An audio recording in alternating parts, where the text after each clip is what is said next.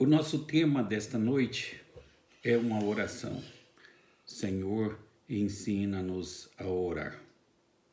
Hoje queremos considerar 4 textos bíblicos cuja leitura eu gostaria que acompanhassem, pois há um tema, eu acredito, contido nesses textos. Jeremias 10, 23 é o primeiro desses textos. Diz-nos assim a palavra do Senhor: Eu sei, ó Senhor, que não é do homem o seu caminho, e nem do homem que caminha o dirigir os seus passos. Esta passagem nos ensina que há um caminho para o homem trilhar, e não é o homem que está no controle disso.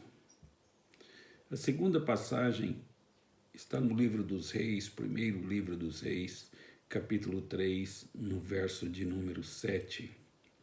Nos diz o seguinte: Agora, pois, ó Senhor meu Deus, tu fizeste reinar o teu servo em lugar de Davi, meu pai, e sou ainda menino, pequeno, nem sei como sair, nem como entrar. Essas foram as palavras de Salomão. Veja a expressão sair e entrar. Isso representava liderança. Um rei era descrito como um líder em Israel, como alguém que entrava e saía perante o povo de Deus.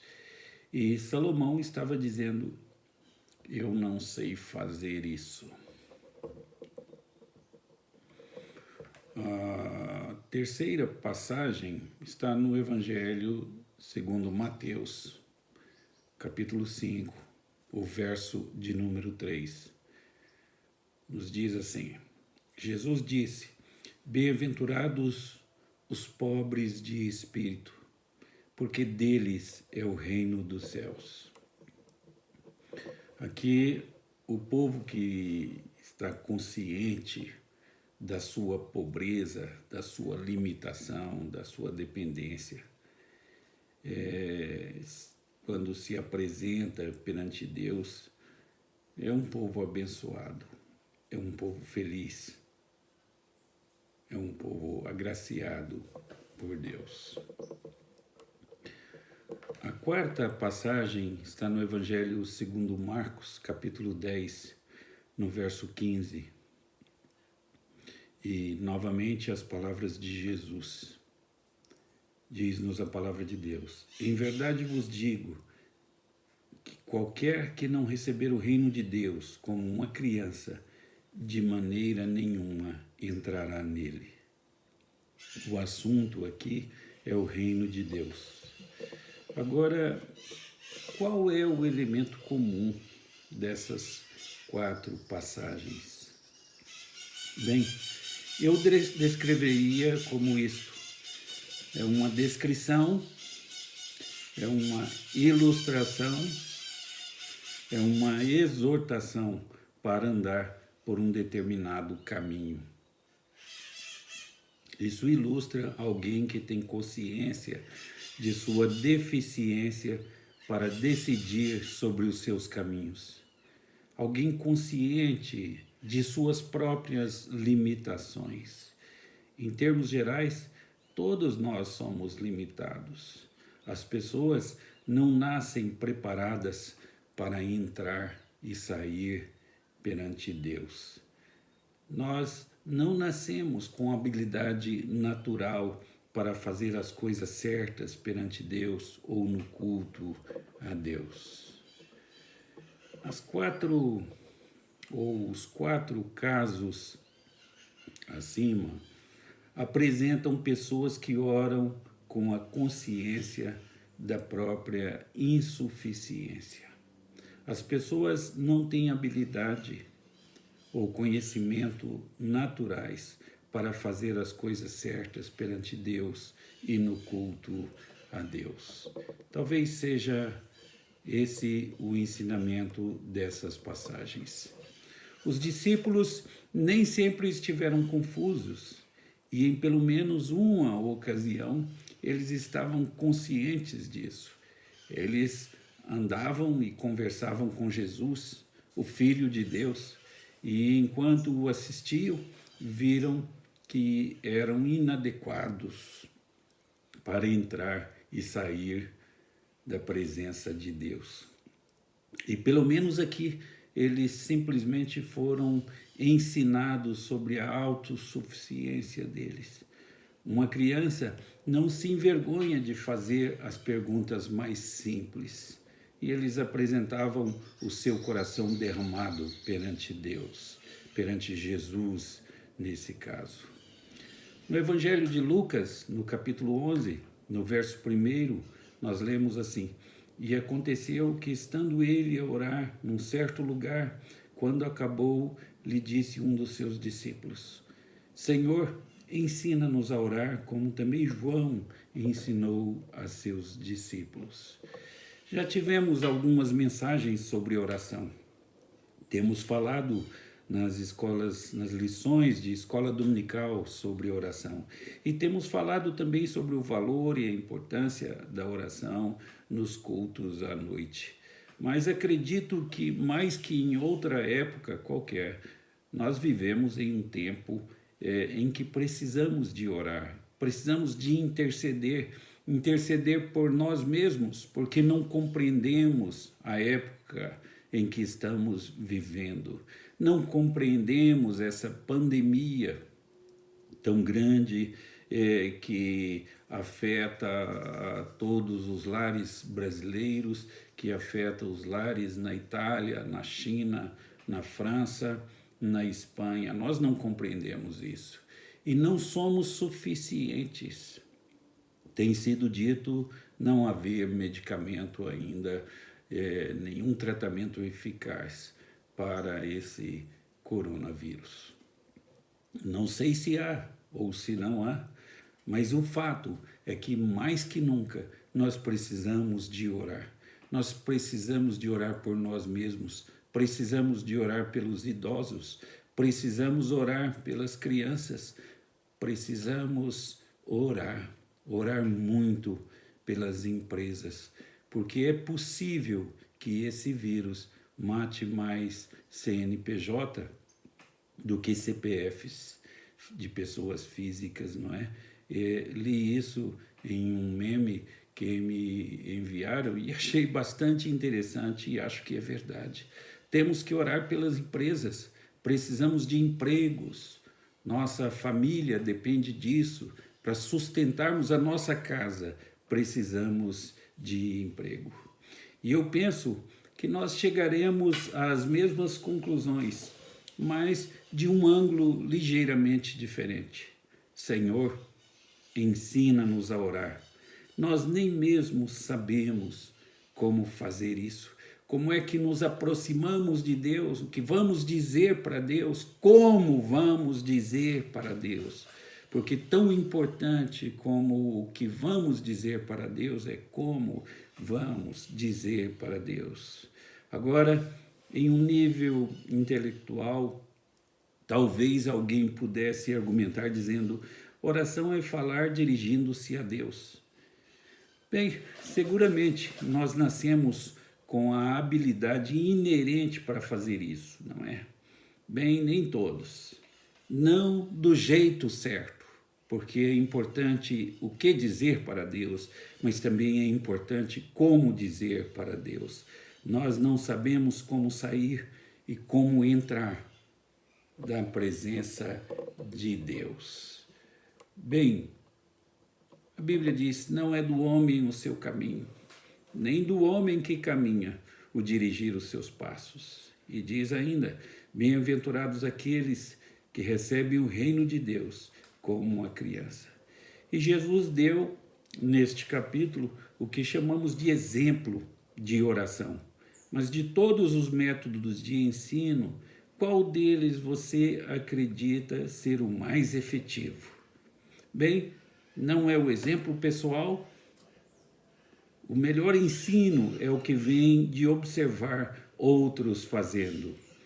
As teorias são importantes, mas quantos engenheiros saem da faculdade e não sabem dirigir um projeto? Mas quando um mestre diz: veja como eu faço, aí sim a coisa é diferente. Esse seria o caminho mais efetivo. Quem é o maior perito em oração que já passou pela terra? Resposta óbvia: Jesus Cristo. Assim, a colocação de hoje é que teria sido muito bom se tivéssemos sido seus discípulos naquele tempo. Seria maravilhoso andar com Jesus, dirigir a palavra a Jesus e ver Jesus dirigindo a palavra a nós. Aprender diretamente dele não teria preço. Bem, se nós tivéssemos tido a oportunidade de caminhar com Jesus Cristo, ir a um lugar ou a outro, não apenas ouvir sobre Jesus Cristo, mas ouvir de Jesus Cristo, qual impacto teria esse método efetivo de ensino? Hoje nós veremos 7 orações. O que você acha disso? Vamos ouvir as orações de Jesus que ele fez ao Pai. A mais importante oração e o mais importante homem que já orou, nós o ouviremos. Isso para você, quanto foi no passado para os discípulos. Isso será para você o que foi no passado para os discípulos. Então veremos 7 orações de Jesus. Estudaremos o seu ensino e aprenderemos de tudo isso. A primeira oração, começaremos com a última feita por Jesus, não contando as expressões vocais curtas que registramos quando Cristo estava na cruz, mas no jardim do Getsemane. Mateus 26, a última noite da vida de Jesus como ser humano.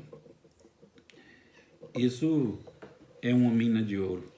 E eu tenho algumas preciosidades que eu quero compartilhar com você. Mas eu não ficarei surpreso se você encontrar outras pedras preciosas aqui. E isso é uma mina de ouro, como disse, porque é o ensino do maior professor que já existiu, dando o exemplo pessoal sobre como devemos orar.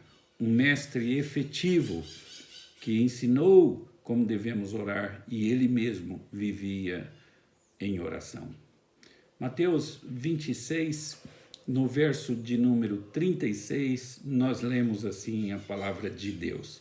Então chegou Jesus com eles a um lugar chamado Getsemane e disse a seus discípulos: assentai-vos aqui, enquanto vou além orar. A primeira coisa que me salta aos olhos é que Jesus estava consciente do fato de que estava a ponto de enfrentar a maior de suas provas como ser humano. Ele estava prestes a tomar o cálice mais amargo de sua vida, e esse cálice estava plenamente cheio. Não era só um gole, ele o tomaria todo. O que fazem os homens?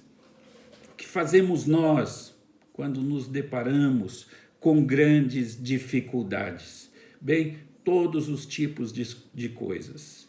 Mas às vezes a última coisa que fazem os homens e que fazemos nós é orar a Deus. Alguns bebem para esquecer, outros fumam para distrair-se, outros caminham e outros se entregam ao uso de drogas. A lição número 1 que temos aqui, quando Jesus enfrentou provas, ele orou. Ele foi a fonte da habilidade para resistir às provações. E a lição mais óbvia é a lição dos limites. Nós oramos porque não podemos resolver por nós mesmos algo que nos aflige. Então, a oração fala dos nossos limites. E ao enfrentar provações, ao enfrentar dificuldades, sabemos que precisamos de mais forças do que aquela que temos dentro de nós mesmos. E podemos conseguir essa força adicional da mesma maneira que Jesus conseguiu. Jesus disse: assentai-vos aqui enquanto vou além orar. Ele optou por fazer isso sozinho, onde ele pudesse dar vazão às suas emoções em toda a sua intensidade, onde pudesse realmente derramar o seu coração perante o Pai. Nós precisamos disso, de um momento sozinho, de um momento de oração em que abrimos o nosso coração, falamos das nossas aflições, falamos das nossas necessidades ao Senhor, nosso Deus, nosso Pai. No verso 37 de Mateus 26, lemos assim: levando consigo Pedro e os 2 filhos de Zebedeu, começou a entristecer-se e a angustiar-se muito. Ora, estamos falando de Jesus Cristo. Diz o texto que ele começou a entristecer-se e a angustiar-se muito. No verso 38, então lhes disse: a minha alma está cheia de tristeza, até a morte. Ficai aqui e vigiai comigo. Algumas pessoas, quando enfrentam grandes ansiedades, tentam suportar isso sozinhas, mas até Jesus precisou de amigos nessas horas. Alguns buscam refúgio na bebida, outros buscam refúgio no cigarro, outros buscam refúgio na prática de exercícios, caminhadas e coisas da natureza. Outros buscam refúgio em drogas e coisas que não edificam e que não contribuem em nada. Agora, Jesus disse: a minha alma está cheia de tristeza até a morte. Ficai aqui e vigiai comigo. Ficai vós aqui e vigiai vós aqui comigo. Até Jesus queria amigos nesse momento. E então, irmãos, não é bom que enfrentemos as dificuldades sozinhos. Não é bom que nos fechemos em nós mesmos. Nós precisamos de companhia. Às vezes é a esposa, às vezes são os filhos, às vezes são amigos, às vezes é o pastor.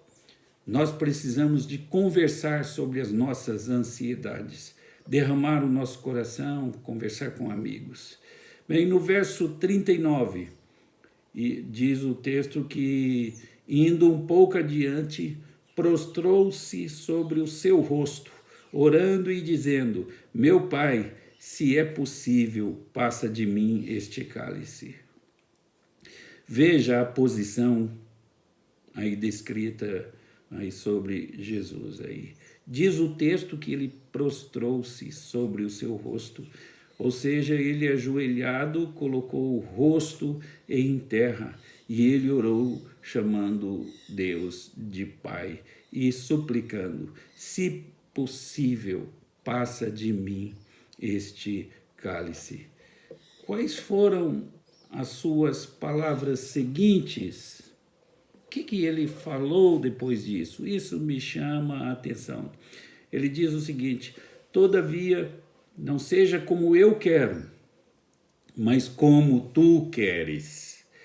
Quando ouvimos a oração do Mestre de todo o universo, ficamos profundamente impressionados com a importância que ele dava à vontade do Pai. Ele era capaz de fazer os seus pedidos, de apresentar e derramar o seu coração. E ele começa com a exposição sobre o cálice amargo que ele teria de beber. Mas a vontade do Pai estava acima, inclusive, do seu sofrimento. Devemos orar a respeito do coronavírus? Sim, devemos. Devemos derramar o nosso coração, pedir graça do Pai, pedir misericórdia da parte de Deus, pedir forças da parte de Deus. Mas sobre todas as coisas, a vontade do Pai é que deve ser o nosso pedido maior e mais importante. Devemos entender que Deus está fazendo com que este mundo se volte para as necessidades e as necessidades levando as pessoas a se voltar para Deus. É preciso que o homem compreenda as suas limitações, é preciso que o homem compreenda a sua dependência de Deus, e é preciso que o homem compreenda que por si só ele é nada. Então, quando ouvimos essa oração de Jesus, ficamos impressionados com a importância que ele dava à vontade do Pai. Ele era capaz de fazer os seus pedidos, e ele começa com essa exposição do cálice amargo. Mas a vontade do Pai estava acima do seu sofrimento. Bem, depois de todo esse sofrimento, seria de se esperar que o Filho de Deus, depois de fazer uma oração como essa, tudo lhe seria concedido. Ele veio aos discípulos e Deus não teria respondido essa oração. O que você acha sobre isso? Isso não seria suficiente, o pedido dele, as lágrimas dele. No verso 40, nós lemos assim, que voltando para os seus discípulos, achou-os adormecidos. E disse a Pedro, então, nenhuma hora pudeste vigiar comigo. No verso 41, vigiai e orai para que não entreis em tentações. Temos aqui outra coisa e outro ensinamento sobre oração. A oração é algo para aqueles que estão conscientes de suas limitações.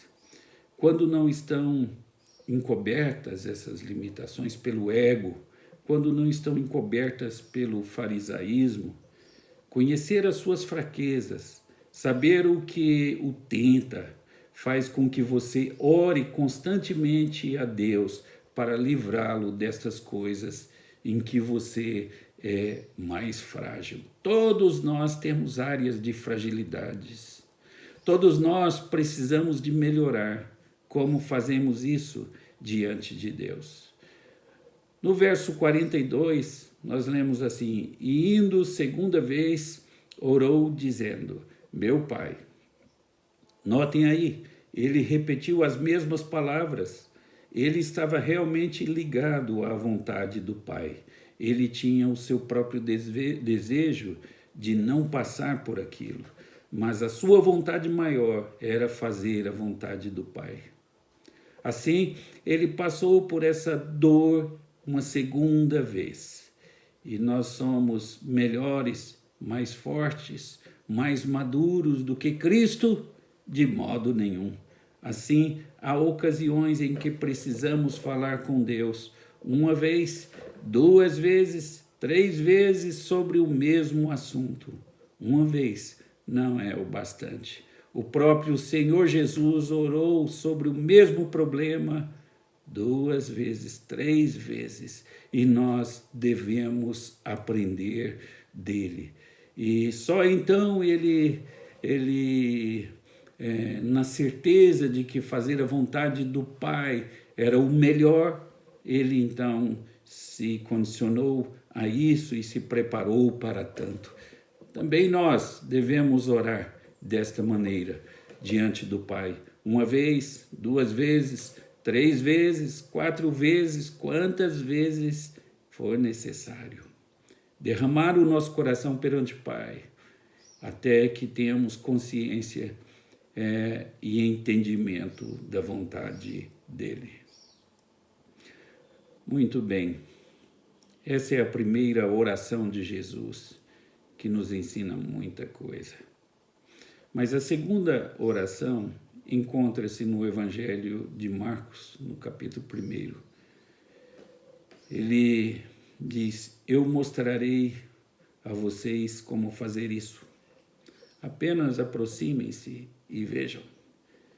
E levantando-se de manhã muito cedo, diz o texto, estando ainda escuro, saiu e foi para um lugar deserto. E ali orava.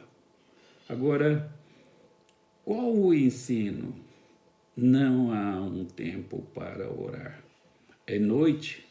de manhã, no meio do dia, Jesus nos ensina a orar sem cessar. Bem, qual era a norma de Jesus? Era de começar o dia com a oração. Nada de novo nisso. Agora vejamos qual era o efeito disso. No verso 36, e seguiram-no Simeão e os que com ele estavam. No verso 37, e achando-o, lhe disseram, todos te buscam. No verso 38, e ele lhes disse, vamos às aldeias vizinhas, para que eu ali também pregue, porque para isso vim. Qual foi, portanto, o efeito da oração de Jesus? A oração o encheu de sentido de cumprir a sua missão. Eu não penso que isso seja acidental. Jesus não orou só para nos mostrar que devamos orar. Ele orou porque isso o alimentava espiritualmente. E as nossas orações matinais também nos enchem da nossa responsabilidade com a nossa missão. Nós temos uma missão perante Deus nessa vida. Não estamos aqui por acaso. Nós estamos conscientes da missão da igreja, mas nós temos uma missão individualmente. E a igreja é uma reunião de indivíduos. A oração nos enche dessa responsabilidade. A oração nos aproxima do Pai. A oração nos faz mais complacentes com o nosso próximo. A oração nos faz amar o próximo. Esta é, portanto, a segunda oração, que nos ensina sobre a consciência da nossa missão individual e da nossa missão como igreja. A terceira oração que queremos destacar acha-se no Evangelho de Mateus, no capítulo 11. Jesus, neste capítulo, exortou as cidades impenitentes de Corazim e Betsaida, nos versos 20, 21 e 22. Mateus 11, 20, 21 e 22. Comparando essas cidades com as cidades de Tiro e Sidom. Eu não sei se isso foi ouvido pelo povo ou apenas pelos discípulos, mas o importante aqui é o ensinamento que ficou para nós. No verso de número 25, nos diz assim, por aquele tempo. Ele diz isso justamente no meio de sua pregação tão contundente. Graças te dou, ó Pai. Toda gratidão pela obra de Deus é parte da oração de Cristo. Mas o que Cristo quis dizer com graças te dou, ó Pai? Pelo que Jesus está agradecendo nessa oração. No meio do seu sermão, ele está consciente de que o povo não podia receber a mensagem que ele estava pregando. Ele sabia disso. E ele sabia que a mente deles não estava aberta. E isso tudo era parte do plano de Deus. Para muitos, as obras de Deus são loucura. Nesse contexto em que ele falava sobre as cidades impenitentes, ele sabia que não iriam receber sua mensagem. Ele parou no meio e disse, graças te dou, ó Pai, no verso 25. Senhor do céu e da terra, que ocultaste estas coisas aos sábios e instruídos e as revelaste aos pequeninos. Ele não estava agradecendo a Deus porque o povo havia se convertido em massa. Ele agradecia a Deus porque ele viu que aquele povo não tinha condição de aceitar as suas palavras. Assim, os que tinham se convertido tinham que reconhecer que fora pela incompreensível obra e pela graça de Deus. Você e eu não teríamos inventado um plano assim, eu acho. Teríamos?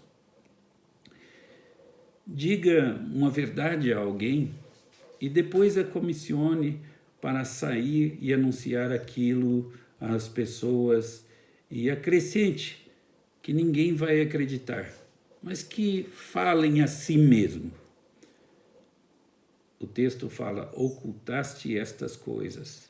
Era por isso que Cristo estava agradecendo ao Pai. Bem, essa tem sido a história dos pregadores desde então. Bem poucas pessoas respondem: ocultaste estas coisas aos sábios e instruídos e as revelaste aos pequeninos. Então, quando você prega, é preciso que o Espírito Santo revele em suas palavras, usando como instrumento as suas palavras, para que as pessoas recebam. Verso de número 26. Sim, ó Pai, porque assim te aprouve.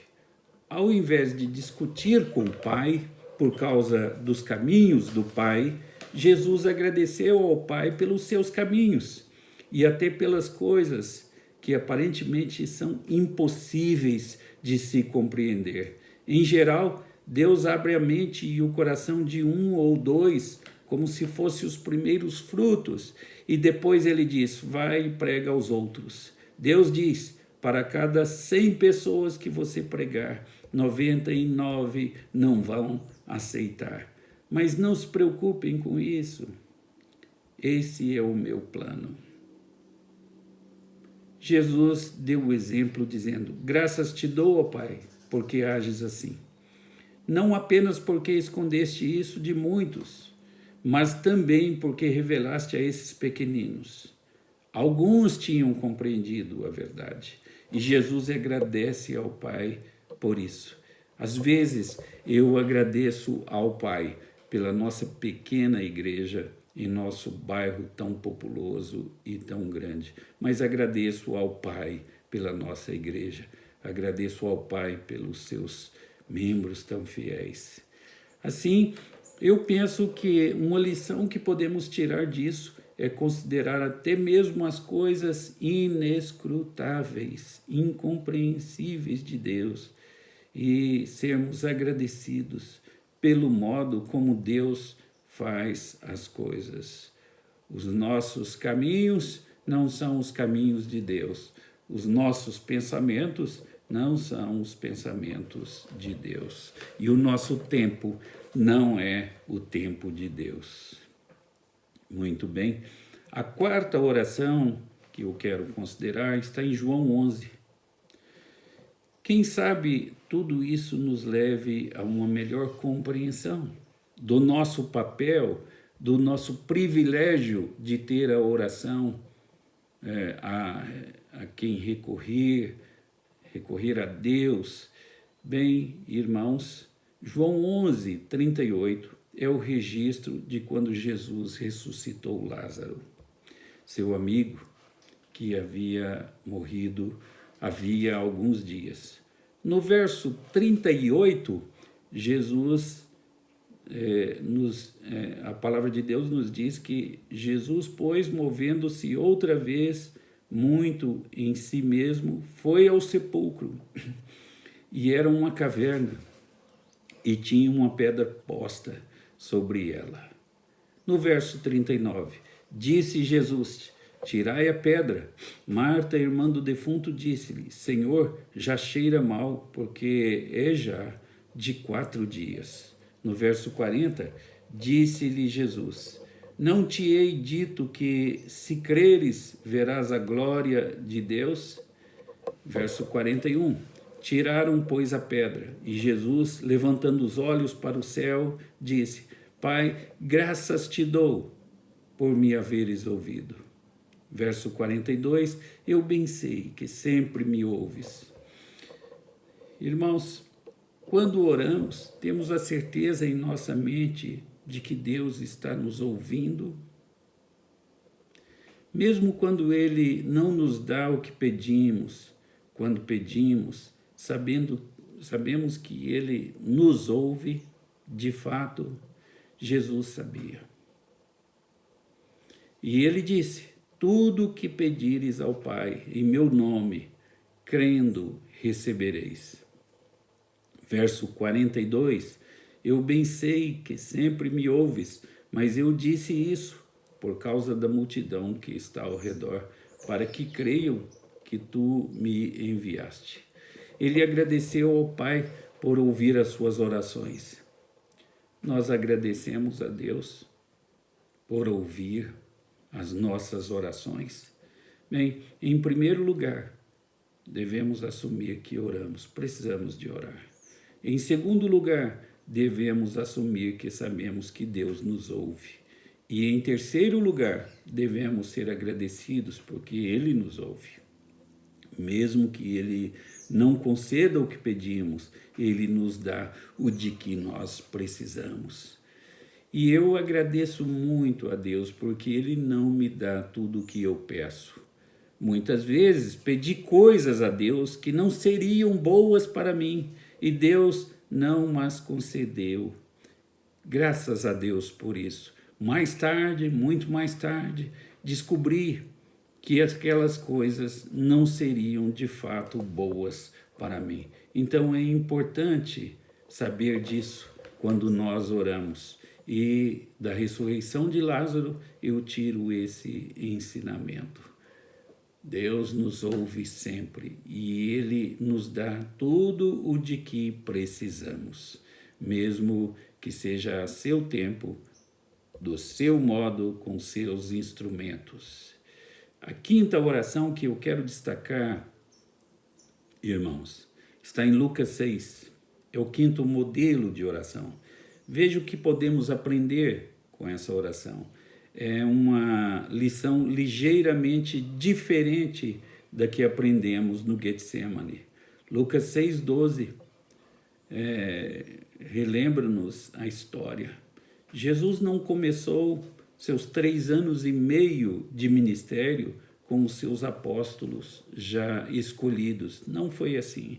Isso levou algum tempo.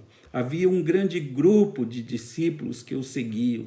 E depois de certo período é que esse fato se deu.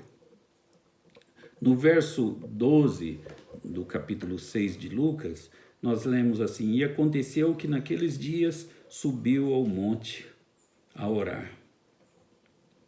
Novamente, Jesus estava reconhecendo que ele dependia da direção de Deus para tomar uma decisão importante. A decisão seria a escolha dos 12 apóstolos. E passou a noite em oração a Deus. Há algumas coisas que são tão importantes que estão acima de nossas necessidades normais. E Jesus reconheceu isso como algo de grande importância. Essa era uma grande decisão. Você também ora quando tem que tomar decisões importantes. Você também dirige-se a Deus para derramar o seu coração demoradamente quando você tem que tomar decisões importantes. A lição que tiro daqui é que antes de uma decisão importante, ele passou toda uma noite em oração ao Pai. Qual foi o resultado dessa noite de oração? Ele saiu dali confiante e chamou aqueles que seriam os 12 apóstolos. O verso 13: E quando já era dia, chamou a si os seus discípulos e escolheu 12 deles, a quem também deu o nome de apóstolos. Há coisas em que devemos gastar mais tempo em oração que simplesmente dizer: Senhor, ajuda-me a fazer isso ou aquilo. No Getsemane, ele afastou-se 3 vezes para orar ao Pai e ficar consciente de que devia tomar o cálice da condenação do pecado. Aqui ele precisava de segurança e o Pai o ajudou diante de uma decisão crucial. Eles seriam os alicerces da obra de Deus, não apenas para o primeiro século, mas para toda a eternidade. Você já leu em Apocalipse, capítulo 21, no verso 14, que estes 12, menos um, e depois mais um, ocupam um lugar no céu. 12 menos Judas, mais Paulo, são os alicerces. Apocalipse 21, 14 fala do governo de Deus, do reino de Deus, fala sobre a nova Jerusalém, que começa no verso 9, e fala sobre 12 portões nas muralhas da nova Jerusalém. Diz-nos assim a palavra de Deus em Apocalipse 21, verso 13 e 14. Da banda do levante tinha 3 portas, da banda do norte 3 portas, da banda do sul 3 portas, da banda do poente 3 portas, e o muro da cidade tinha 12 fundamentos, e neles os nomes dos 12 apóstolos do Cordeiro. Assim, ele gastou toda a noite, conforme Lucas 22, 28. Ele está falando novamente da última noite da sua existência física. Ele diz, vós, aos seus discípulos e apóstolos.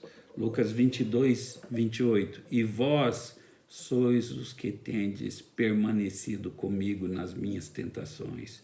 Verso 29. E eu vos destino o reino, como meu Pai mo destinou. No verso 30. Para que comais vós e bebais vós a minha mesa no meu reino, e vos assenteis sobre os tronos, julgando as 12 tribos de Israel. Isso era muitíssimo importante. Assim ele gastou toda a noite em oração, até que a vontade do Pai ficasse clara para ele. Muito bem, assim chegamos à 6ª oração, em Lucas 22. E eu quero destacar outro aspecto dessa oração de Lucas 22 aí, no verso 31, disse também o Senhor, Simão. Bem, depois de dirigir-se aos 12, no verso 28 a 30, e falar sobre o destino deles, e se eles seriam fiéis ao chamado, agora ele se dirige especificamente a Simão. No verso 31, disse também o Senhor, Simão, eis que Satanás vos pediu para vos cirandar como trigo. Bem, irmãos, como sabem, Pedro era o líder. Ele iria à frente dos discípulos da igreja primitiva, mas Satanás também tinha alguns planos para ele. Satanás queria cirandá-lo. Eu sei que Jesus estava consciente disso. Se Jesus não tivesse intercedido, o que teria sido? Não sabemos. No verso 32, mas eu roguei por ti, para que a tua fé não desfaleça, e tu, quando te converteres, confirma teus irmãos. No verso 33, e ele lhe disse, Senhor, estou pronto a ir contigo até a prisão e a morte. Muito bem, irmãos, é fácil dizer isso quando tudo está bem. É fácil dizer isso. Mas quando os problemas persistem, nós ainda continuamos com a nossa fé inabalável. Quando o coronavírus ataca o mundo todo, ainda confiamos em Deus, ainda colocamos em Deus o nosso coração e a nossa fé, estamos prontos a pedir que a vontade de Deus seja feita. Sabemos que a vontade de Deus é feita. O Senhor reina, então descansemos nisso. Irmãos, confiemos nisso. O verso 34, nós lemos assim, mas ele disse, digo-te, Pedro, que não cantará hoje o galo antes que 3 vezes negues que me conhece. Essa foi a lição aí que nós devemos ver nesta passagem. Jesus viu o potencial de Pedro, mas Jesus também viu a sua limitação. Então, interceda pelos seus filhos, mesmo que eles tenham potencial. Então, ore a Deus por eles, mesmo sabendo que eles são inteligentes. Mas eles dependem de Deus, dependem da proteção dada por Deus para que Satanás não os cirande. Ore pelos seus filhos, mesmo sabendo do potencial deles. E agora, a nossa última oração a ser considerada é a oração de João 17, a oração do Mestre do Universo, que podemos conhecer em 2 minutos de leitura ininterrupta. E então vamos ao texto, porque a hora é essa. João 17, no verso 1, nós lemos assim: Pai, é chegada a hora, glorifica a teu Filho, para que também o teu Filho te glorifique a ti. Em nossas orações, para seguir este exemplo, devemos expressar a Deus que estamos conscientes de que é o tempo dele, a vontade dele e o plano dele que são importantes. Não, na maioria das vezes, nossas preocupações, nossos problemas, nosso tempo, nossos planos e assim por diante. O que importa são os planos de Deus, a vontade de Deus e o tempo de Deus. Tenha isso em mente quando elevar a sua voz em oração a Deus. O verso de número 2, assim como lhe deste poder sobre toda a carne, para que dê a vida eterna a todos quanto lhe deste. Bem, veja aí, é sempre a vontade do Pai, os planos do Pai, o plano de salvação e no tempo do Pai, que aqueles que foram dados ao Filho pelo Pai hão de ser acrescentados à igreja. A Bíblia diz: ninguém pode vir a mim se o Pai que me enviou o não trouxer. João 6, verso 44. No verso 3, nós lemos assim, de João 17: e a vida eterna é esta, que conheçam a ti só por único Deus verdadeiro. Bem, Jesus tinha consciência de que seu ministério era fazer a vontade do Pai, cumprir os planos do Pai, no tempo do Pai. Isso é um exemplo incrível para todos nós. Verso 4: eu glorifiquei-te na terra, tendo consumado a obra que me deste a fazer.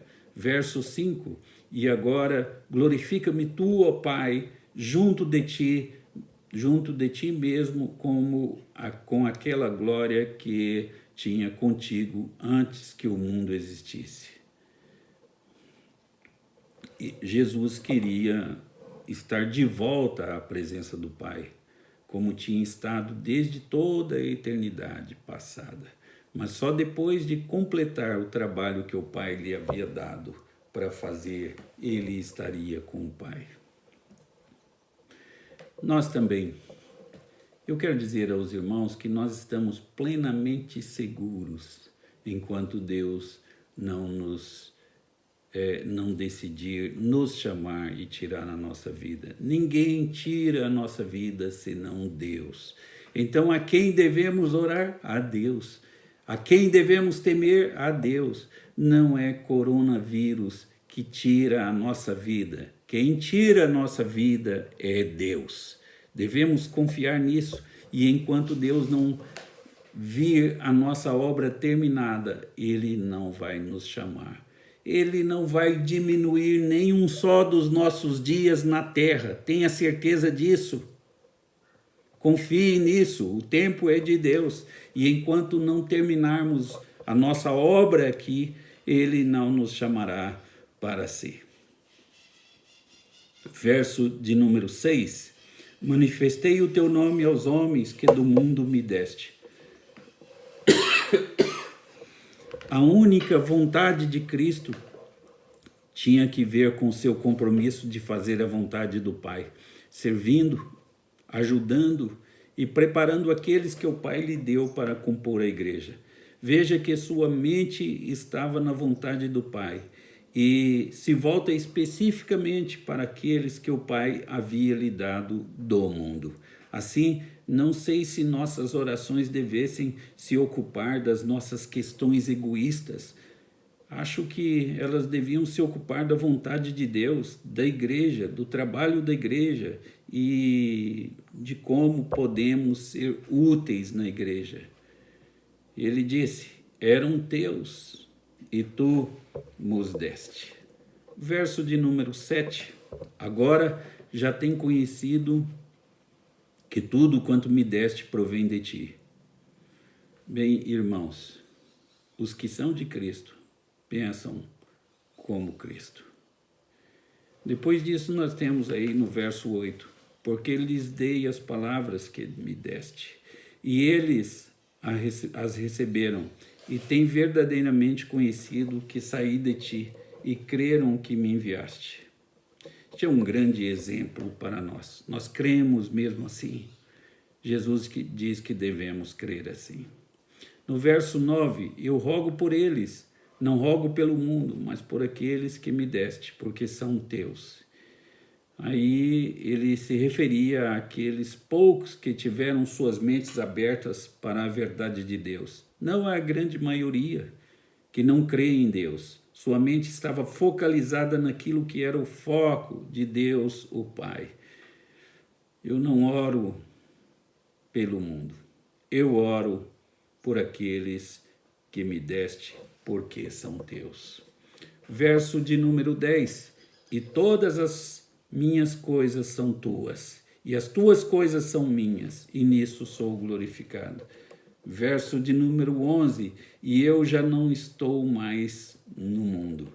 Agora, Jesus está olhando além da sua ressurreição. Ele está pensando nos homens que ficarão na terra como órfãos. E eu já não estou mais no mundo, mas eles estão no mundo, e eu vou para ti, Pai Santo. Guarda em teu nome aqueles que me deste, para que sejam um, assim como nós. Interessante é que Jesus está orando por eles. Jesus sabia que à noite eles o abandonariam. Mas Jesus olhava além da fraqueza deles. Veja, eles foram dormir. Eles não oraram pedindo para não cair em tentação, como Jesus lhes disse. Eles não perceberam as limitações e as fraquezas deles. Até mesmo Pedro que disse, eu estou pronto a morrer por ti. Não, você não está. Esta noite, antes que o galo cante 3 vezes, você me negará. Mas Jesus estava olhando para depois disso, pois ele sabia que se arrependeriam. O verso de número 12. Estando eu com eles no mundo, guardava-os em teu nome, e tendo guardado aqueles que tu me deste, e nenhum deles se perdeu, senão o filho da perdição, para que a Escritura se cumprisse. Bem, agora salta aos olhos essa facilidade de Jesus de olhar para além das falhas das pessoas. Ele sabia que naquela noite eles ficariam derrotados, eles fracassariam, mas ele estava orando por eles e vendo o que aconteceria depois disso. No verso 13, mas agora vou para ti e digo isto no mundo, para que tenham a minha alegria completa em si mesmos. 14, dei-lhes a tua palavra e o mundo os odiou, porque não são do mundo, assim como eu não sou do mundo. E o verso 15, não peço que os tires do mundo, mas que os livres do mal. Justamente como Jesus havia intercedido por Pedro, pedindo que o Pai não permitisse que Satanás o cirandasse, ele agora orava para livrá-los do mal. Essa deve ser a nossa oração diária. Livra-me do mal. Não me deixe ser cirandado. Ajuda-nos a ter consciência de nossas fraquezas. Tudo isso está incluído aqui. No verso 16, não são do mundo, como eu do mundo não sou. Porque ele sabia que o plano de Deus era separar alguns, os primeiros frutos, e trabalhar com eles. E isso é o que Jesus viu, embora eles fossem obreiros horríveis naquela noite. No verso 17, santifica-os na verdade, a tua palavra é a verdade. Veja, nós temos orado pedindo que Deus santifique a igreja e fortaleça a igreja pelo modo que a palavra de Deus é pregada em nossas reuniões. Precisamos orar nesse sentido. Verso 18, assim como tu me enviaste ao mundo, também eu os enviei ao mundo. 19, e por eles me santifico a mim mesmo, para que também eles sejam santificados na verdade. Aí Jesus dá o crédito ao Pai e agradece ao Pai. Ele orou a favor dos seus discípulos. Agora ele começa orando em favor daqueles discípulos e termina com os que vivem hoje, em 2020. Qual é a oração em favor daqueles que viveriam em 2020 depois? Bem, ele disse, no verso 20, eu não rogo somente por estes, mas também por aqueles que pela sua palavra hão de crer em mim, a fim de que todos sejam um. Agora, uma das coisas que desencorajam o povo de Deus no ano de 2020 é como estamos separados. Calvinistas, arminianos, luteranos, aliancistas, dispensacionalistas, tradicionais, pentecostais e aí por diante. Mas a fim de que todos sejam um, disse Jesus. E como és tu, ó Pai, em mim e eu em ti, também sejam eles em vós, para que o mundo creia que tu me enviaste. Verso 22. Eu lhes tenho transmitido a glória que me deste, que me tens dado, para que sejam um como nós o somos. Agora, quantas vezes Jesus precisa dizer isso para que percebamos que é importante? Isso deve ser muito importante para o Pai e para Cristo. Esse é um assunto deles. No mínimo, deveríamos orar para que o povo de Deus seja um e desenvolva mais essa ideia de unidade. Se formos honestos, admitiremos que não somos muito assim. Na verdade, pelo menos poderíamos orar pedindo que Deus faça esse milagre. Verso 23, eu neles e tu em mim, a fim de que sejam aperfeiçoados na unidade, para que o mundo conheça que tu me enviaste e os amaste, como também amaste a mim. Verso 24, Pai, a minha vontade, e assim por diante. O que diremos a Deus se desejamos seguir a Jesus Cristo, irmãos? Jesus disse, Pai, a minha vontade é que onde eu estou estejam também comigo os que me deste, para que vejam a minha glória que me conferiste. Quando isso vai acontecer? Quando os crentes vão estar com Deus e com Cristo em sua glória? Bem, no reino de Deus, nós sabemos. Ele está orando pela vinda do reino de Deus e para que o seu povo tenha uma vida próspera com a ajuda de Deus. Eu penso que isso ensina que Deus ajuda aqueles que cumprem bem a sua missão. Verso 25, Pai justo, o mundo não te conheceu, eu porém te conheci, e também estes compreenderam que tu me enviaste. Verso 26, eu lhes fiz conhecer o teu nome e ainda o farei conhecer, a fim de que o amor com que me amaste esteja neles e eu neles esteja. Irmãos, só o amor a Deus torna a unidade possível. Assim, saberemos que são crentes, são como Cristos, e alguém que queira orar como Jesus deve ouvir a oração de Jesus e orar como ele orou. A quem devemos temer? A Satanás, ao coronavírus, às guerras, aos males deste mundo? Não, irmãos, nós devemos temer a Deus.